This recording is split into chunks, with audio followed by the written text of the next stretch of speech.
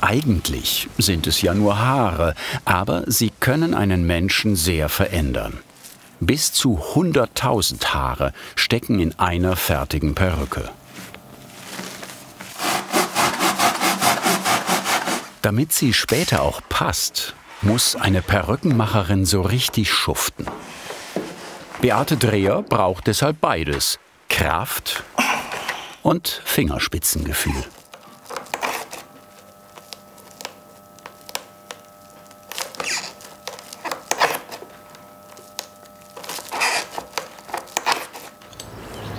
Nach Ihringen am Kaiserstuhl kommen viele wegen des guten Weines. Hier, versteckt im Industriegebiet, liegt die Perückenwerkstatt von Beate Dreher. Seit 2009.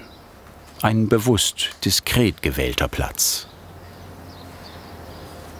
Man spricht über alles Mögliche, über Lippenaufspritzen, Brustvergrößerung, Falten unterspritzen. Aber sobald es um das Thema Haare, Perücke, Oberkopfhaarteil geht, da ist es ein Tabuthema oder man schämt sich sozusagen. Und ich sage immer, eine Frau, wenn sie wenig Haare hat, würde ich mir da Haare leisten wollen. Es gibt einfach ein anderes Lebensgefühl. Von der Länge, was machen wir frisurtechnisch? Mal was verändern.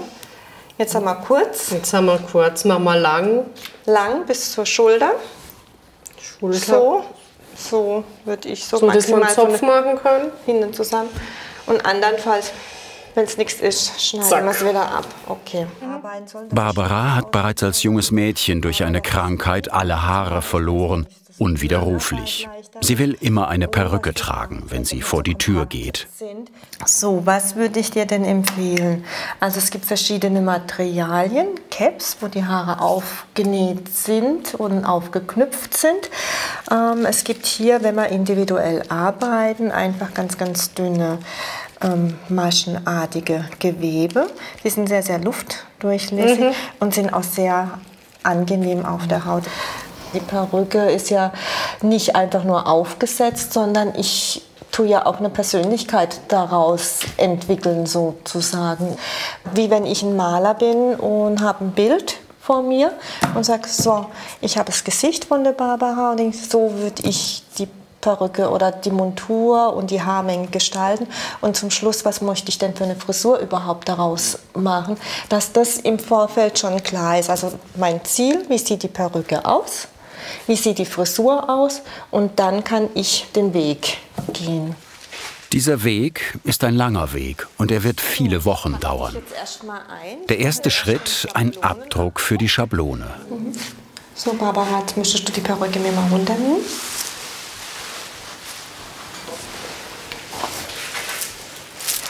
Dann brauche ich hier deine Mithilfe. Ich spanne jetzt die Folie.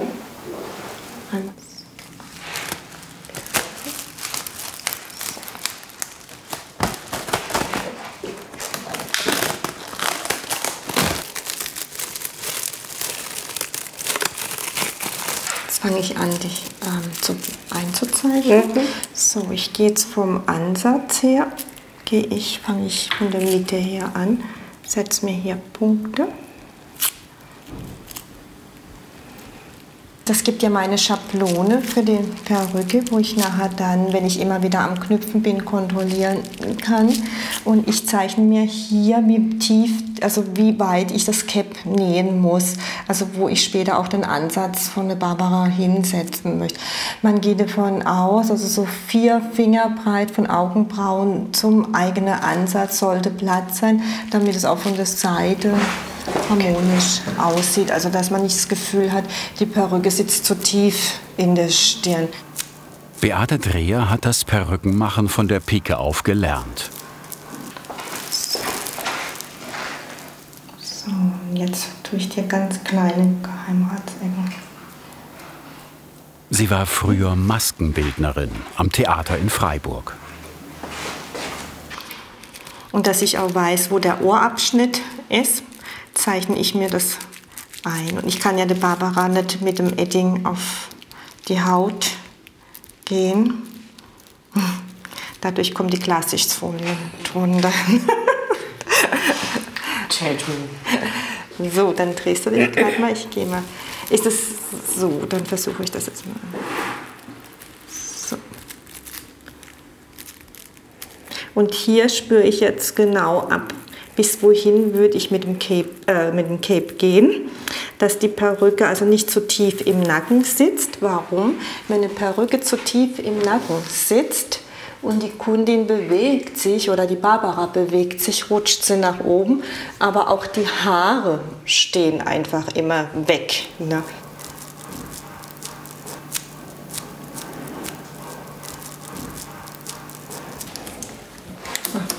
Sie verstärkt die Plastikhaube mit Klebeband. Genauso wichtig wie handwerkliches Können sind Taktgefühl und echtes Interesse, nicht etwa Mitleid. Wenn man Mitleid hat, sage ich immer, wird es nicht besser. Es wird wirklich nicht besser. Ich tue demjenigen nichts Gutes. Es ist nicht schön. Ich finde, einfühlsam zu sein, dass man nicht sagt, ach, jetzt machen wir mal schnell eine Perücke oder setzen wir mal irgendwas auf, ist ja nicht schlimm. Das finde ich eigentlich die Argumentation, wie man mit dem Kunde umgeht und wie man ihn auffängt. Das finde ich viel, viel wichtiger, wie dass man Mitleid hat. Anhand dieser Schablone wird Beate Dreher später die Montur schneidern. Montur heißt das Netz, auf das die Haare geknüpft werden. Gut. So. Doch so weit ist es noch lange nicht. Jetzt heißt es erstmal einen kühlen Kopf bewahren, denn die Platte aus Kunststoff ist heiß. Du sagst mir. Ich sag's dir. Ist okay. Ist okay? Ja. So. Jetzt nicht erschrecken. Ich ziehe durch. Ja. Ich ziehe immer noch durch. Ja. Ich komme so langsam an die Ohren. Ja. So. So, und jetzt musst du gerade mal den Reifen halten. So. Und jetzt schließe ich das Ganze mit dem Band. Gell? Alles klar. Wie aus einem Science-Fiction-Film. Ein perfekter Abdruck für die Modellköpfe, die Beate Dreher später gießen wird.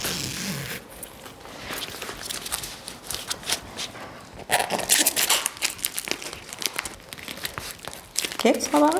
Ja, alles gut. Es kühlt ab. Ja, okay. Sie arbeitet sorgfältig und braucht eine ruhige Hand. Jetzt wird klar, warum die Schablone so wichtig ist. Sie zeigt ihr, wo später die Perücke sitzen wird. So, dann kann ich sie ändern hier. Ups. Penibles Arbeiten und mühselig für beide. So, und jetzt muss ich hier dir schon mal ein bisschen. So, einmal. Geht's? Ja. Ja. Zieh. Ja, ich hab's. Oh, Haha. ein wunderschöner Abdruck. Das ist doch cool, oder? Super. Da bin ich jetzt richtig stolz. Hat sich die Hitze gelohnt. Barbara, jetzt gehen wir gerade mal davor, da können wir ein bisschen schauen. So. Jetzt suchen sie zusammen die Farbe aus. Im Tageslicht sehen nämlich die Farben wesentlich schöner aus. So, würde ich ein bisschen Kupfer mit reinmischen. Meinst du? Ja, das wird cool. Ich kann es mir jetzt nicht vorstellen. Oder wir machen eine einzelne coole Strähne. Immer eine coole Strähne. Das probieren wir aus. Bevor Also, ich es das fertig fänd ich- knüpfe, halte ich dir rein. Oder? So eine dunkle, das finde ich doch mal Eine ganz dunkle. witzig. Okay, machen wir. Könnte man ja eigentlich ganz locker nehmen, wenn ich keine Haare habe. Dann nehme ich mir einfach welche sozusagen. Aber ich denke einfach, das liegt auch daran, dass es sehr viele Perücken oder Haarteile gibt, wo es ganz schnell sichtbar sind, wo nicht schön sind, wo zu üppig gearbeitet sind, wo nicht zum Träger passen. Und Und ich sage halt immer, wenn man die Perücke schon von 10 Meter weit sieht, fühlt man sich verkleidet. Also man trifft auch manchmal nicht die Persönlichkeit des Menschen. Über Nacht ist der Kunststoffhut vollkommen ausgetrocknet. Wie bei einer Kuchenform. Damit sich der Inhalt später besser aus der Form lösen lässt, pinselt Beate Dreher sie mit einem Trennmittel ein.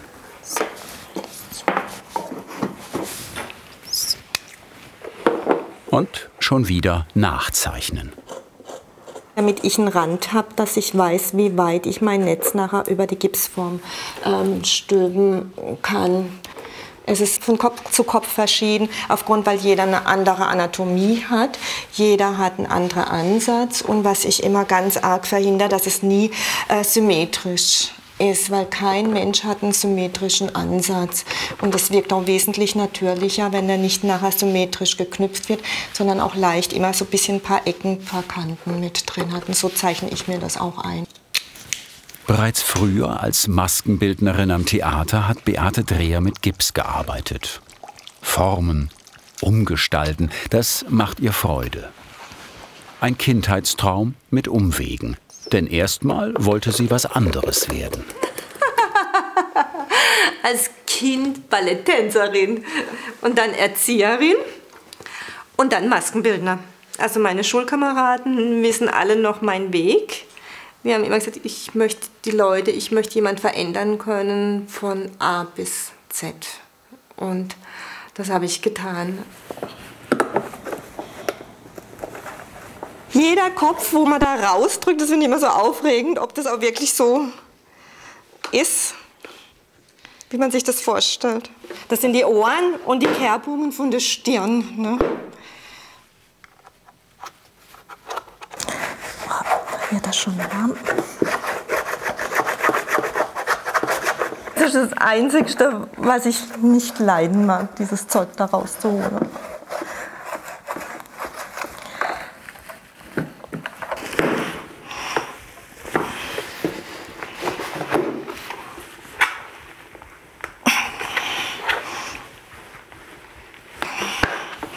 So, meine Dame kommt langsam. Oh, das schwächt. Hier ist er. Wunderschön. Auf dem Erfolg ausruhen geht nicht. Die Form hat noch lange nicht ausgedient. Erst Gips, dann ganz normaler Bauschaum.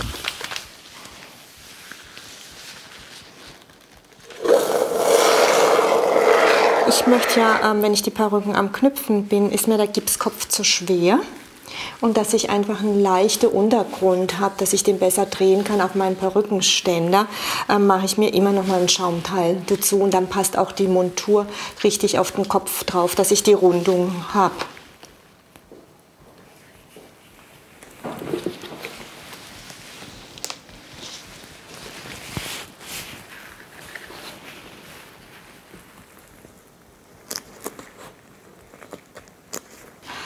Macht einfach Spaß, wenn man dann so sieht, wie so allmählich die Form hier immer mehr durchkommt. Nee, sonst fällt es mir wieder zusammen. Fast wie beim Hefenteig, ha? Ja. Ah, super. Da kann doch die Barbara nicht schimpfen, ne? Und hier säge ich es jetzt nachher ab, sobald es ein klein bisschen härter ist. Beate Dreher hat noch 2 Mitarbeiterinnen, die sie unterstützen. Sie nähen Monturen für die Perücken und gestalten Haarbänder und Mützen.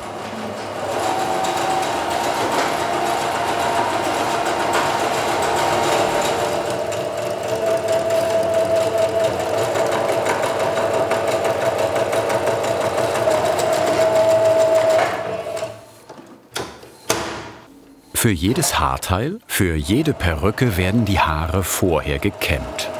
Im Fachjargon heißt das Hecheln. Also der Zopf ist schon so abgeschnitten, dass man sieht, hier unten ist die Spitze und die dürfen nicht vertauscht werden.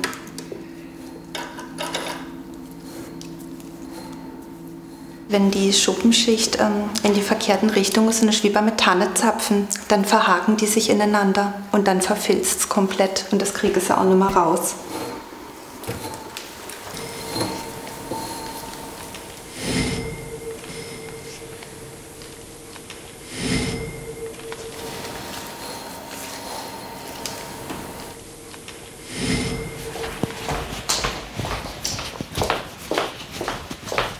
Der Gips ist ausgehärtet.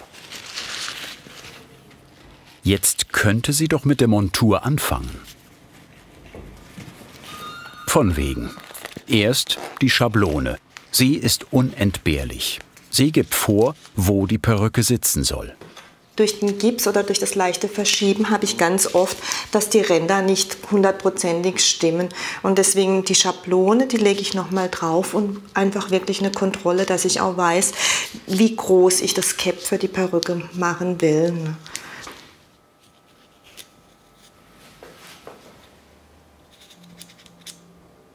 Man möchte natürlich schnell, auf Badisch sagen wir huddeln, ne? Aber das bezahlt sich nicht aus. Also ich habe da schon manche Monturen liegen lassen, wo ich gedacht habe, ich fange noch mal von vorne an, weil ich gedacht habe, oh, ich muss das jetzt noch schnell fertig machen. Mittlerweile bin ich so, ich lasse mir Zeit. Die Montur muss stimmen, das ist die Basis. Und wenn die stimmt, kann ich auch super knüpfen. Der Stoff, aus dem sie die Montur schneidet, ist mit Wachs beschichteter Thermotö.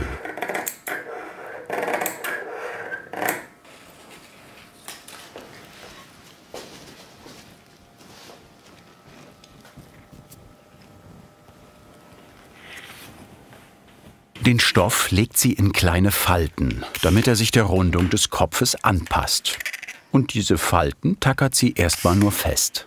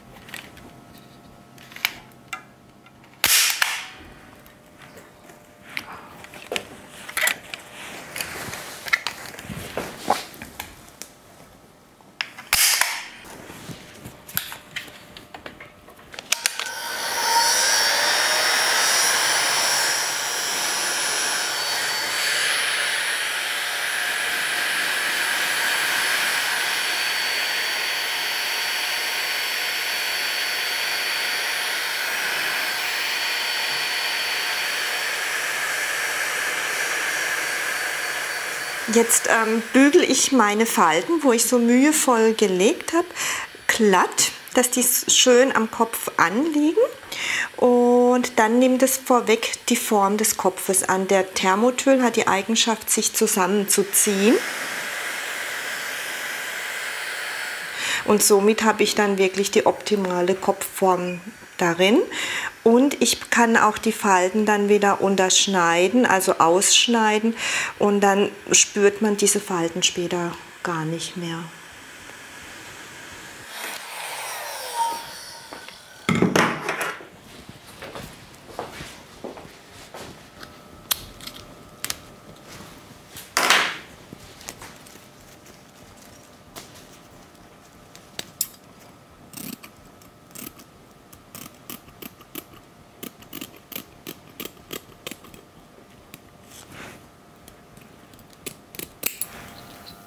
Mit jeder Perücke, mit jeder Montur tüffelt man wieder neue Bereiche aus.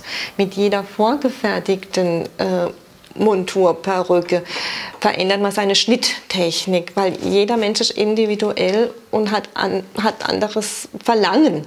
Und für mich ist jede Perücke wie so ein kleines Baby sozusagen, wo dann also beim Zuschneiden, beim Anpassen wächst, bis es dann sitzt.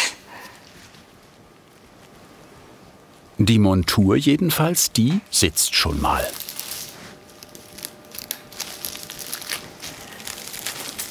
Damit sie auch auf der Kopfhaut hält, wird mit Silikon verstärkt. Weil ich ja keine Versteifung, keine Federn und nichts an die Montur bringen möchte, dass ich nirgendwo einen Druck habe, brauche ich irgendwo Haltebänder, so wie halterlose Strümpfe. Ich dachte, was bei den Strümpfen funktioniert, kann am Kopf auch funktionieren. Also ich gehe immer ein bisschen fremd sozusagen. Alles, was am Körper mit Pflaster, mit halterlos, mit Klebematerialien hängt, versuche ich natürlich, hält, versuche ich dann natürlich auch auf die Perücke umzusetzen. Das Silikon trägt Beate Dreher an den Rändern der Montur auf.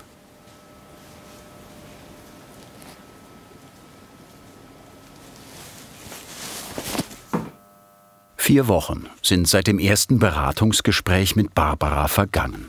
Inzwischen hat die Firma aus Asien die Haare in den gewählten Farben geliefert. Lieber gebe ich ihm Einkauf, wenn ich was einkaufe an Haare oder an Perücken, etwas mehr aus. Aber ich weiß, dass derjenige, wo auch arbeitet, auch wenn es im asiatischen Raum ist, dass der auch sein Gehalt bekommt. Das finde ich sehr wichtig. Und für mich war wichtig, keine Kinderarbeit, gerade beim Chemiebereich, wenn die Haare eingefärbt werden. Und da bürgt auch diese Firma. Die wird auch immer wieder überprüft.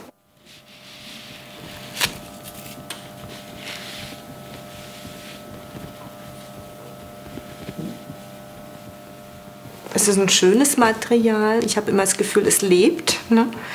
Und gerade das echte Haar, wenn man so durchstreift mit den Händen, wo ich denke, oh, eigentlich ein tolles Produkt, mit dem wir arbeiten dürfen. Die Haare für Barbaras Perücke stammen aus Indien. Indisches Haar ist dem europäischen sehr ähnlich, weil Inder und Europäer die gleichen genetischen Wurzeln haben. Endlich ist alles so weit, dass sie mit dem Knüpfen anfangen kann.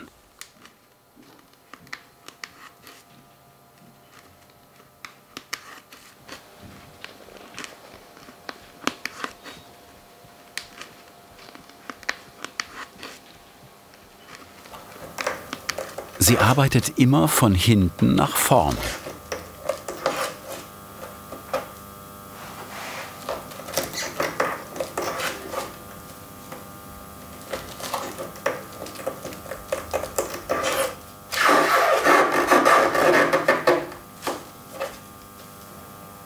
Man braucht eine gewisse Gelassenheit und man muss wirklich Spaß haben an so kleinen wie Handarbeit oder kleine Friemelarbeit nennen das ganz oft meine Kollegen. Also man braucht wirklich eine Weichheit in den Fingerspitzen.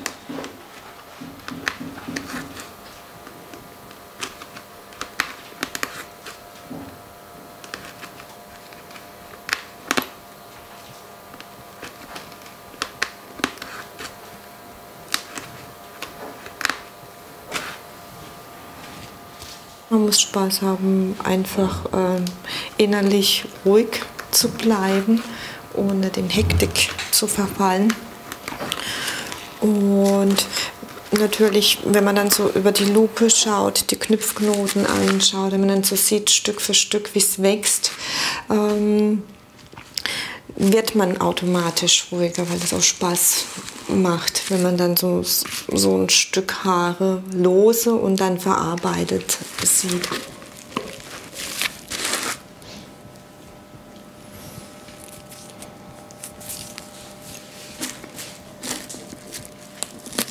Und ich versuche auch immer an einem Stück, also so mindestens 2-3 Stunden an einem Stück dran zu bleiben. Ein paar Minuten Augengymnastik und dann wieder weiterzusetzen. Jetzt heißt es erstmal knüpfen, knüpfen, knüpfen. Stundenlang, tagelang.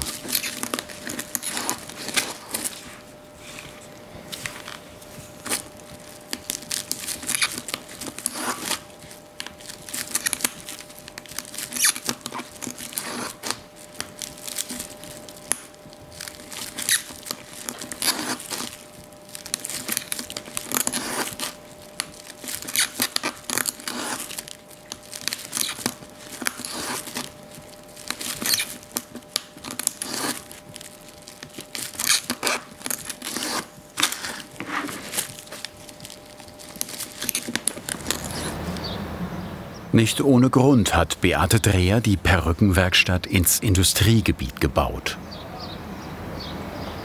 Meine Kunden möchten gerne einen Rückzugsort, wo man sie nicht erkennt, wo man nicht genau weiß, wo gehe ich denn jetzt hin, und um die Privatsphäre einfach zu schützen. Deswegen Gewerbegebiet. Ich bekomme auch oft Anrufe, wo sind Sie? Sind Sie in der Fußgängerzone? Haben Sie ein Schaufenster? Das ist alles nicht gewollt. 5 Wochen sind vergangen. Barbara kommt zur Anprobe. So, Barbara, schau mal, ich bin hier schon ein bisschen weitergekommen mit der Montur. Ich würde es jetzt gerne noch mal aufprobieren, ob ich diesen Ohrausschnitt ein bisschen vergrößern kann. Das kann ich jetzt mit der Schablone nicht ganz abmessen. Aber ich möchte auch mich rückversichern, ob die Montur gut sitzt. So. Wie fühlt sie sich denn an? Gut. Super. Und die hält beim Wind? Wirklich. Die wird jetzt so ein klein bisschen verstärkt, wenn ich fertig bin mit Knüpfen. Gerade hier vorne, da ist ja noch nichts, das ist noch ziemlich locker. Und dann ziehen wir hier nochmal ein kleines Gummi durch, dass du hier nochmal einen Zug drauf hast. Dann ist sie fest. Ja. Die Farbe, da gehe ich jetzt ein klein bisschen heller nach oben. Hier kommen die helleren Strähnen rein und vorne machen wir die rote, das i-Tüpfelchen. So, jetzt würde ich ganz gerne ganz kurz den Wirbel noch einzeichnen. Vom Scheitelbereich geh mir wie ist dein Handling, rechts nach links, wie frisierst du dich besser? So rum? So rum. Okay. Und dann gehe ich bis maximal, so wie es die Schablone auch zeigt, bis hier hin. Und hier vorne setzen wir eine rote Strähne rein. Ja? Okay. Überraschen lassen. Ja, sowieso. Das wird. Sowieso. So. Barbaras alte Perücke ist keine handgeknüpfte. Die Montur ist viel dicker, sieht aus, als wäre sie robuster. Nee, das Tüll ist schon auch fest. Also wenn sie reißt, dann müsste sie das mutwillig machen im Endeffekt. Ne? Also diese Monturen sind schon auch fest, nur ich habe halt keine kompakte Bänder im Nackenbereich, im Vorderkopfbereich und an den Seiten. Also es ist ein bisschen weicher verarbeitet.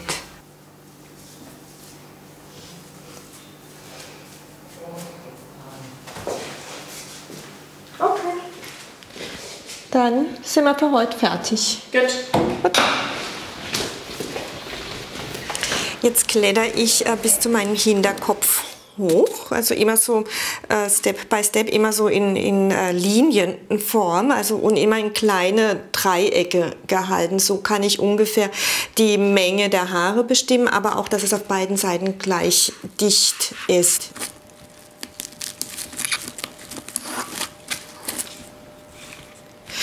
Und dann werde ich die nächsten Wochen dann die Seiten fertig knüpfen, Oberkopf fertig knüpfen und Ansatz fertig knüpfen. Haar für Haar, Knoten für Knoten.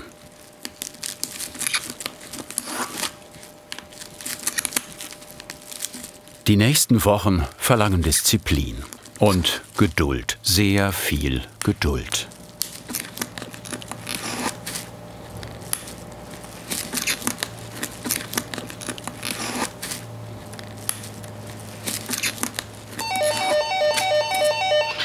Beate Dreher hat ja nicht nur eine Kundin. Hallo Maybrit, hallo. Hallo. Maybrit bekommt ihre neue Perücke. Wir gehen gleich in den Raum. Das Mädchen war 4 Jahre alt, als es seine Haare verlor. Dieselbe Krankheit wie bei Barbara. Zu den vorherigen. Alopecia universalis. Hier nochmal Silikon. Beate Dreher hat sich für das 10-jährige Mädchen einen anderen Look ausgedacht. Dass du den enger und weiter stellen kannst. Und jetzt darfst du sie selber aufsetzen. Du weißt ja, wie es geht. Einmal die Haare zurückschlagen. Ja. May-Britt hat gelernt, ganz offen und unbefangen mit ihrer Krankheit umzugehen. Klein wenig noch zurück. Ups, genau. Und in den Nacken noch reinziehen, bitte. So? Ja, und einmal hier. Ein Schulkamerad von mir hat gesagt, am ersten Tag hatte ich meine Perücke auf zur Einschulung.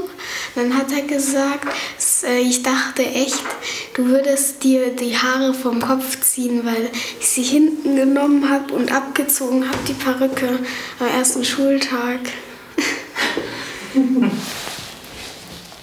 Es gibt kaum passgenaue Perücken für haarlose Kinder, schon gar keine vorgefertigten. May-Britt hat ihre erste von Beate Dreher zur Einschulung bekommen. Deshalb haben sie ein besonderes Verhältnis zueinander. Schau mal, May-Britt, wie findest du denn so? Soll ja nicht so ordentlich aussehen. Gell? Es macht mir Spaß, mit Menschen zu arbeiten und auch zuzuhören. Das ist nämlich auch ganz wichtig in unserem Bereich, weil ich lebe einfach vom Feedback meiner Kunden und je mehr oder je schöner man ein Verhältnis eigentlich hat, desto mehr kann man sich einfühlen und desto schöner wird dann das Endergebnis. Mit Barbaras Perücke ist sie inzwischen ein ganz schönes Stück weitergekommen. Bis hierher sind es ca. 38, nur reine Knüpfstunden. 38 bis jetzt. Und jetzt werden noch mal so 10 bis 12 Stunden vergehen, weil jetzt kommt nämlich wirklich dieses einzelne Haar einknüpfen, reinziehen, dass man dann nachher auch wirklich frei vom Scheitel her ein bisschen frisieren kann.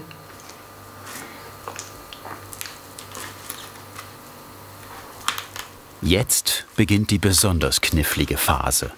Der Scheitel soll ganz natürlich fallen. Dafür hat sie einen Knotentrick.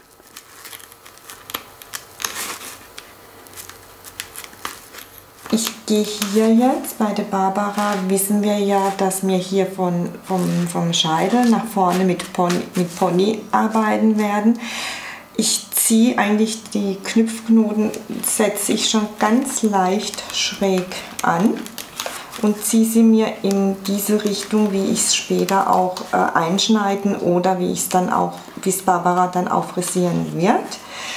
Hier überkreuze ich, dass ich in ein so Kästchen, in so Wabenkästchen 2 bis 3 Knoten reinsetze und die dann immer schräg wie so ein Kreuz überknüpfen werde. Dadurch sieht es natürlich weicher aus, natürlicher aus und auch wenn man es dann frisiert, also gerade wenn die Haare auseinanderfallen, kommen immer so zwischendurch so einzelne kurze Haare mit raus, so wie bei mir hier am Scheitel genauso. Und das macht das Natürliche aus.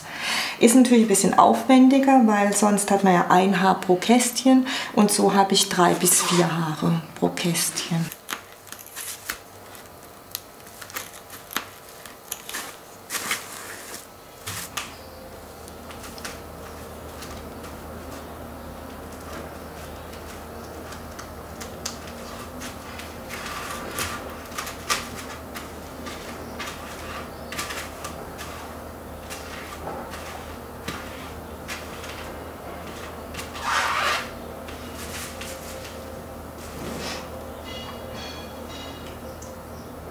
Das Knüpfen wird ihr nicht langweilig.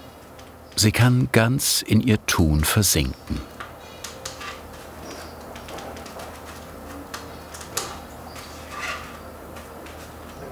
Wenn ich merke, so jetzt bin ich im Fluss, im Knüpfen, ich habe mein Schema, also ich gebe mir ja immer meine Strähnchen vor mit den Ecken, mit den Dreiecken sozusagen, dann schweife ich einfach mal so meine Gedanken schweifen dann einfach mal ab, wie schön der Tag heute ist, was ich heute zu essen mache und solche Dinge. Und dann hole ich mich natürlich auch wieder zurück, dass ich hier wieder konzentriert bei der Arbeit bin.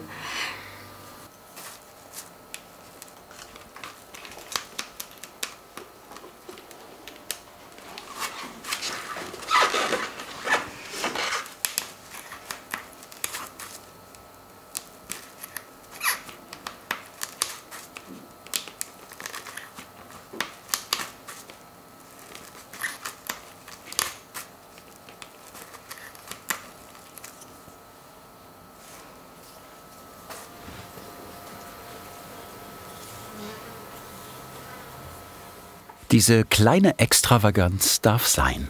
In die Vorderpartie knüpft Beate Dreher eine rote Strähne ein. Solche Experimente machen ihr Spaß. Bei Perücken für Frauen kann sie halt richtig kreativ sein. Zweithaar für Männer? Nicht so ihr Ding.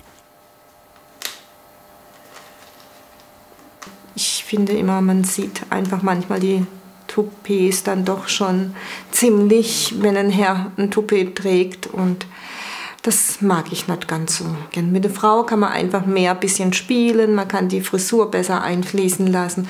Und beim Herr ist es manchmal so, dass man immer wieder so ein bisschen schieben muss und sagen, oh, Haarteil richtig pflegen oder die Perücke richtig pflegen. Die Herren, wo ich habe, die gehen nach meinen Wünschen und da funktioniert es auch.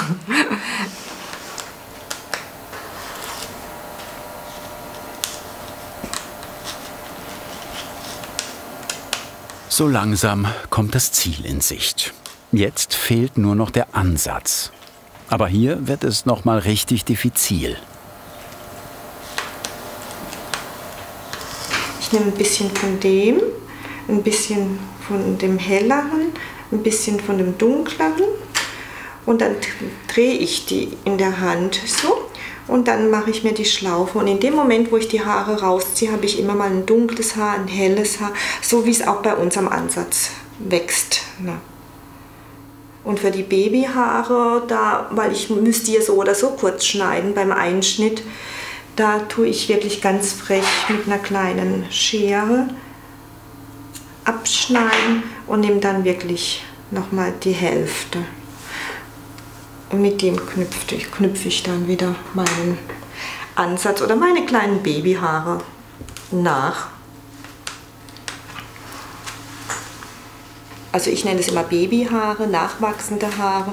Man hat ja, wenn man merkt, wenn man seinen Ansatz mal selber anschaut, so einen Zentimeter weiter hinten geht der dichte Ansatz los und einen Zentimeter vorne habe ich lauter kleine, kurze Härchen und das versuche ich immer mit einfließen zu lassen und zu gestalten.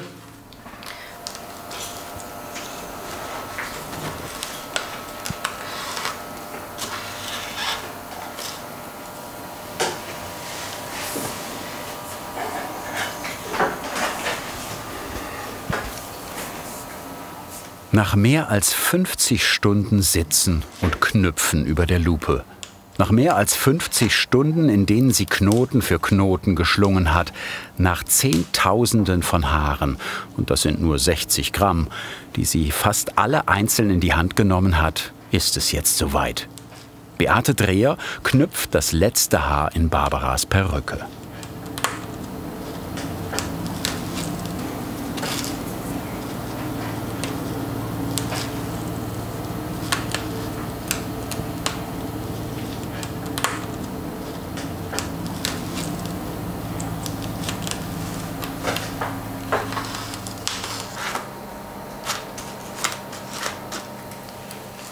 Das heißt jetzt aber nicht, dass die Perücke nun fertig ist.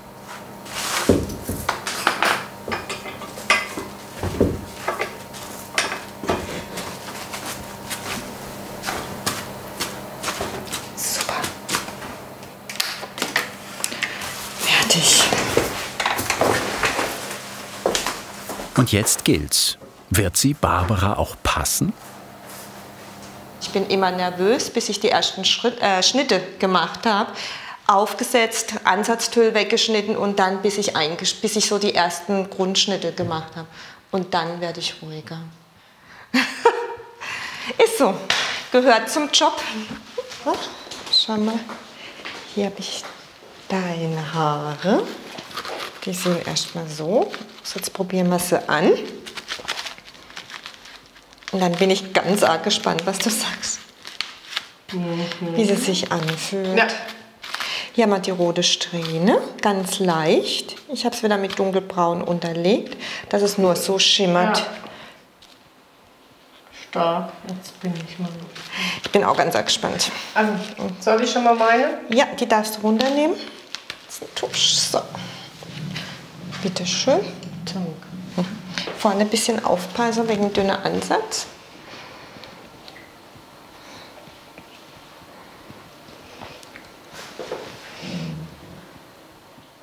Da hast du jetzt doch Federn reingemacht.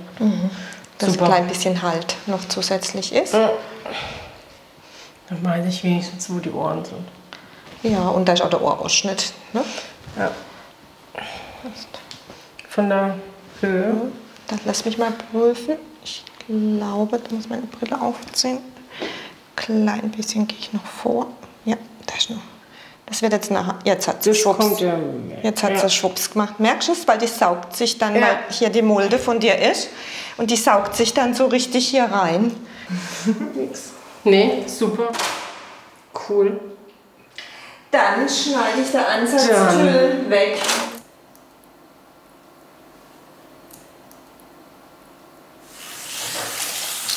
Vor dem Schnitt wäscht sie die Haare, wie beim Friseur.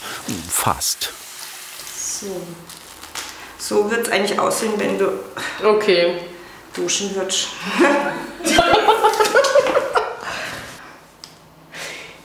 Oder So. Eine zärtliche Annäherung. Beate Dreher kann ein bisschen aufatmen. Ihre Anspannung lässt nach. Ja, die Frisur. So.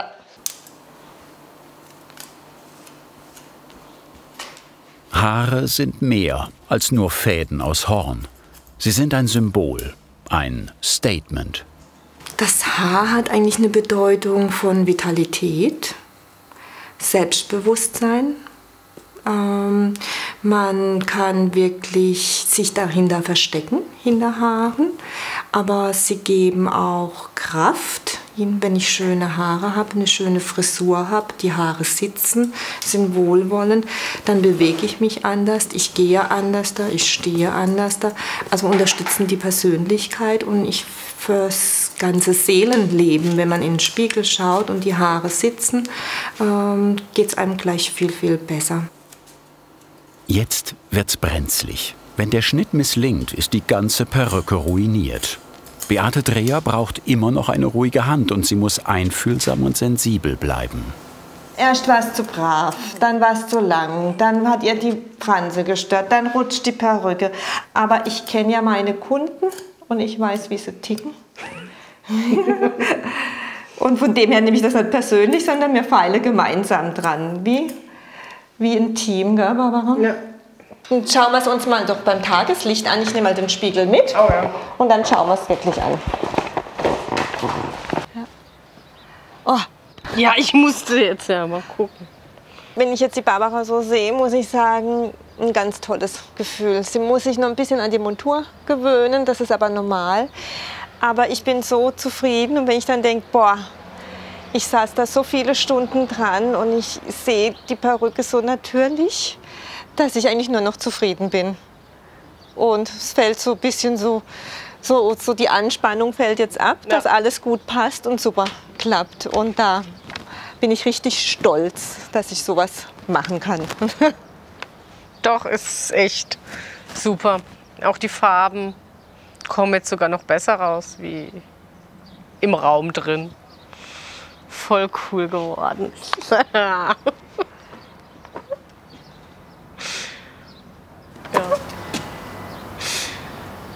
Ja. Ja, nochmal schauen. Nur mal schauen. Ja.